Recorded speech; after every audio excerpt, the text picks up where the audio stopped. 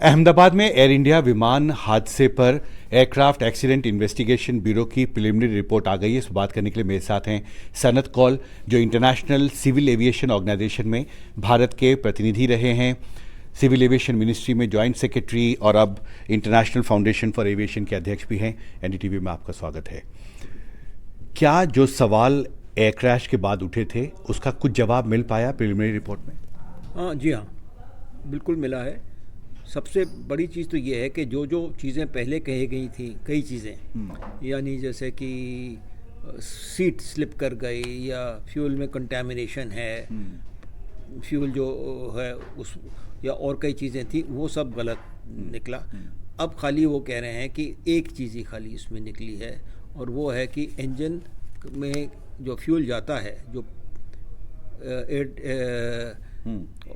Fuel cut off switch को बंद किया था किसी ने। अब किसने किया, कैसे किया, इसका सवाल का जवाब होगा।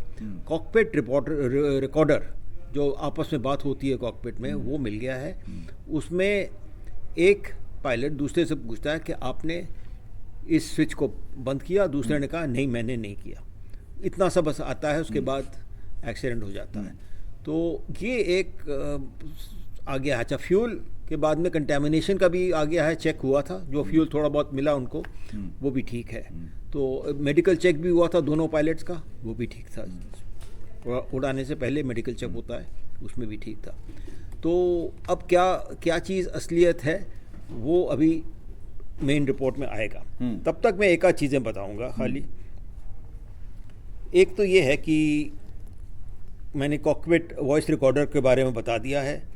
अब डिजिटल रिकॉर्डर जो है उसके बारे में हमें पता करना पड़ेगा कि उसमें क्या है। अभी तक उन्होंने बताया नहीं प्रिलिमिनरी रिपोर्ट में। उसमें ये हो सकता है कि अगर स्विच ऑफ किया गया है, किसी से हाथ से किया है, तो उसमें एक क्लिक की आवाज़ ज़रूर आनी चाहिए।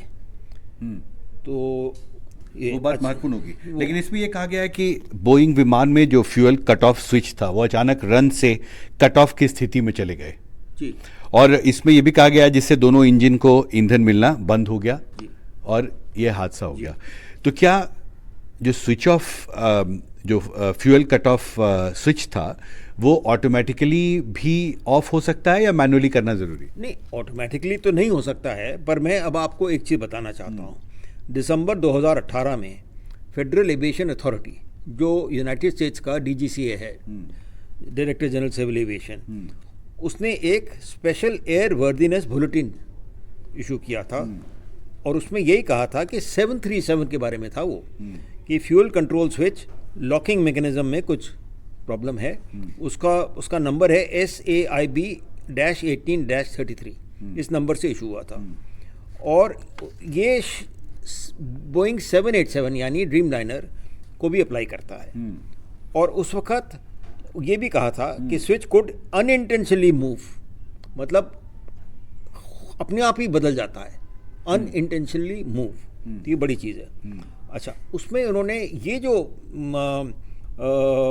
SAIB-18-33 जो है, यानी स्पेशल एयर वर्दीनेस बुलेटिन, ये एक एडवाइस थी, ये मैंडेटरी नहीं था कि आप इसको जो करिए।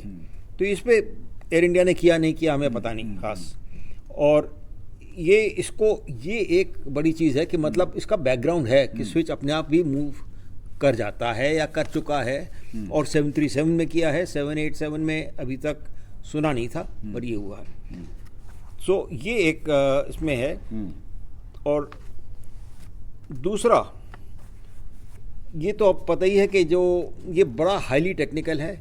पिछली बार दिल्ली से जो अहमदाबाद आई थी हवाई जहाज, उसमें लोगों ने बताया भी था कि स्क्रीन एसी नहीं काम कर रहा था, कोई स्क्रीन नहीं काम कर रहे थे। तो और 15% शॉर्टेज है टेक्नीशियंस की इंडिया में। तो ये सब कहते हुए, तो ये क्या मामला था अभी तक समझ नहीं आया है। बट सॉफ्टवेयर का लगता है ज़्यादा कॉन्फ्लिक्ट है इसमें। सॉफ्टवेयर बहुत ज़्यादा, ये इलेक्ट्रॉनिक पे डिपेंड करता है ये हवाई जहाज़, और कोई मेल फंक्शनिंग हुई हो तो उसका हमें अभी तक पता नहीं है। तो आप महत्वपूर्ण बात कह रहे हैं। आप कह रहे हैं कि सॉफ्टवेयर मेल फंक्शनिंग एक वजह हो सकती है, ये असेसमेंट किया जा सकता है जो प्रिलिमिनरी रिपोर्ट को एसेस करने के बाद। हाँ जी हाँ, ये हो सकता है। और दूसरा, जैसे सब लोग भी कह रहे हैं, मैं भी कह रहा हूँ कि बोइंग कंपनी ने हर एक चीज़ को जल्दी जल्दी में किया, सेफ्टी को इग्नोर किया। और जितना उनको करना चाहिए था उतना नहीं किया है। तो अब इसका नतीजा तो अभी मैं कुछ नहीं कह सकता हूँ, मैं तो खाली एक बता रहा हूँ कि बोइंग कंपनी को इवन यूएस गवर्नमेंट ने कांग्रेस में बोला कि उनको झाड़ा है, समझिए कि क्या कर रहे हैं आप। कई एक्सीडेंट पहले भी हो चुके हैं बोइंग के, जो 737 मैक्स के हुए थे ऐसे भी हुए हैं। तो इसको देखते हुए अब यही प्रिलिमिनरी रिपोर्ट है, इस पर अब आप लोग हम फाइनल रिपोर्ट के लिए वेट करेंगे। जी, इसमें ये बात भी कही गई है कि जिस वक्त ये विमान टेक ऑफ कर रहा था उस वक्त बर्ड्स की बहुत ज़्यादा मूवमेंट भी नहीं दिख रही है, फुटेज जो कैप्चर किया गया है उसमें। इसमें ये भी कहा गया है कि जैसा आपने भी कहा कि डीजीसीए की लैब में जो फ्यूल जिस टैंक से भरा गया था जहाज़ में उसकी टेस्टिंग हुई है, उसमें भी कोई प्रॉब्लम नहीं है। पायलट्स की जो एग्जामिनेशन होती है फ्लाइट से पहले, एक्सपीरियंस पायलट्स थे।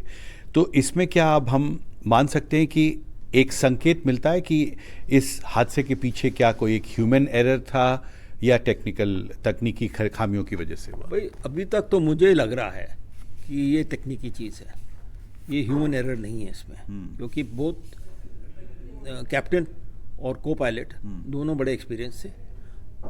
और वैसे तो किसी ने कहा है कि सुसाइड भी हो सकता है, पर मुझे तो नहीं लगता है ऐसा। मुझे लगता है कि सॉफ्टवेयर की प्रॉब्लम थी, ये टेक्निकल प्रॉब्लम थी। टेक्निकल प्रॉब्लम थी। आगे इस हादसे की जांच की प्रक्रिया जारी रहेगी। ये भी कहा गया है प्रिलिमिनरी रिपोर्ट में कि ये जो अब तक लीड मिले पहले 30 दिन में, उसके आधार पर ये रिपोर्ट तैयार की गई है। But the investigation line can change depending on कि आगे क्या तथ्य आते हैं। तो आने वाले समय में अब जांच को आगे बढ़ाने के लिए क्या महत्वपूर्ण पहलू है आपको लगता है इस प्रिलिमिनरी रिपोर्ट के आधार पर, जिसकी बहुत डिटेल इन्वेस्टिगेशन जरूरी है? नहीं, अभी तो सब चीज़ खुला हुआ है। तो एक 30 दिन के अंदर रिपोर्ट दी है, अभी ये 1 साल में इनको रिपोर्ट देनी है। वो ICAO का नॉर्म है। हाँ, ICAO का नॉर्म ये है कि NX 13 जो कहलाता है, जिसके अंदर एक्सीडेंट इन्वेस्टिगेशन पे पूरा चैप्टर है, तो उसमें 1 साल दिया जाता है। थोड़ा सा बढ़ भी सकता है, कम भी हो सकता है। तो उसमें सारा ही देखेंगे ये। मतलब इसका देखिए, ICAO का महत्व ये है इन्वेस्टिगेशन रिपोर्ट का कि डोंट फाइंड फॉल्ट, गलती मत पकड़िए किसी की कि इसकी गलती थी। आप ये कहिए कि इसके आगे कैसे सुझाव होगा, आगे ऐसी चीज़ नहीं होनी चाहिए। ये उनका लिखा हुआ है कि इनका पर्पस इन्वेस्टिगेशन का किसी को ब्लेम करने का नहीं है। ठीक, हमसे बात करने के लिए आपका बहुत बहुत शुक्रिया। दिल्ली में कैमरा पर्सन प्रेम सिंह के साथ हिमांशु शेखर, NDTV इंडिया।